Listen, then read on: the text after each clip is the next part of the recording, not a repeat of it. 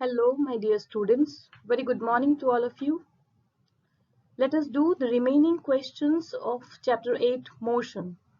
Hope whatever was given to you yesterday has been noted down in your notebooks. So let us continue. Question number 7 says, a ball is gently dropped from a height of 20 meters if its velocity increases uniformly at the rate of 10 meter per second square. With what velocity will it strike the ground? After what time will it take to strike the ground? So you have to remember what is the meaning of acceleration. When they use the word 10 meter per second square, it means what? It means with every second, okay, with every second, that is 1 second, velocity increases 10 meter per second. Are you getting the concept? With every, as 1 second passed, the velocity increased by 10 meter per second. As the next second passed, the velocity increased by another 10 meter per second. So now here a ball is there which is dropped. Okay, and it touched the ground. The height of the ball from the ground is given as 20 meter. And that height is actually your speed here, distance here, that is s is 20 meter. Acceleration is given as 10 meter per second square. U is 0 because u is the initial velocity. Initial velocity of the ball was 0 and then it was dropped. So after dropping it should have gained some velocity. So first what we will do, first we will calculate the initial velocity using the formula v square minus u square is equal to 2as. We'll get the value of v as 20 meter per second. I hope you know how to find the root over of 400. Okay, finding the square roots was already taught in class 8 mathematics. Please refer that in case you forgot to find the square root. We actually prime factorize the number there and make pairs of 2 number each. Okay, so now we'll get the velocity as 20 meter per second. So when it struck the ground, when the ball was dropped at a certain height, when it struck the ground, it touched the ground at the speed of 20 meter per second. This is what is the meaning. Now ball will strike the ground with the velocity of 20 meter per second. You have to find at what time it strike the ground. You'll use the formula v minus u is equal to at. All the values are given to you and you will calculate t. Do it yourself. Question number 8, very interesting. The speed time graph for a car is shown. Whenever this is speed time graph or velocity time graph or distance time graph, I told the first values are always written on the where? Y-axis, isn't it? And time is anyways always plotted on x-axis. Why? Because time is invariable, independent. Time doesn't depend on anything. Other factors, they depend on time. So this is the graph. Now if you see properly the graph indicates that at time, for a particular time, when the time was 0, the speed was 0.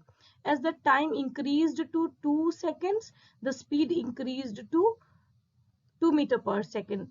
As the time increased to 4 meter per second, then velocity is increasing with the increasing time. They are asking, find how far does the car travel in first 4 seconds. So for this you have to see where is your 4. 4 is here. So how far does the car travel? So when you will extend the line from the 4, you will see that your velocity, your speed and time are meeting at a particular point, and that point is coinciding at the velocity of what? At the velocity of 6 meter per second. It means the time, and you have to find here graph that represents the distance traveled by the car during the period. So t, you all know it is already given 4 seconds. U was the initial velocity. From the graph it is 0 and v is 6 meter per second. So how far means distance we have to calculate.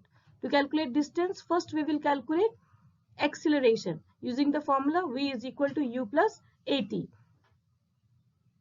Okay, and then once you calculated a as 1.5 meter per second square, you can calculate distance s using this formula also, or you can use v square minus u square equals to 2as. Then also you'll get the same answer. This one you do yourself and check whether both the answers are coming same or not. Question number 9, state which of the following situations are possible and give an example for each of these. So an object with a constant acceleration but with zero velocity. So is it possible? Yes, it is possible. An object thrown up into the air has a constant acceleration due to gravity acting on it. However, when it reaches its maximum height, its velocity is zero, isn't it? When we are throwing anything, let us say I am throwing a ball with an initial velocity u of 20 meter per second. Then what will happen? It will go up, isn't it? With the constant acceleration, that is acceleration due to gravity, that is called g. Every body is being acted by this acceleration, and at a particular point the velocity will at the maximum height the velocity, final velocity will be zero, and after that it will start falling. Okay. B1 is saying an object moving with an acceleration but with uniform speed. So it is impossible. Acceleration implies an increase or decrease in speed. And if the speed is uniform, it means no acceleration is changing place. That's what this statement is telling. C, an object is moving in a certain direction with an acceleration in the perpendicular direction. Yes, for circular objects, this is the case which is followed. It is possible for an object accelerating in a circular trajectory. Okay, whenever circular cases are there, then what things were acting perpendicularly from the center. These all things are not given in that much detail, so I want you all to learn as of now. These things will be more explained when you go in class 11th. Last, an artificial satellite is moving in a circular orbit of radius 42,250 km. Calculate its speed if it takes 24 hours to revolve around the Earth. So this is your artificial satellite, and the radius of the satellite is given to you. So with the radius of the circular orbit will be it's given as 42,250, time taken to revolve.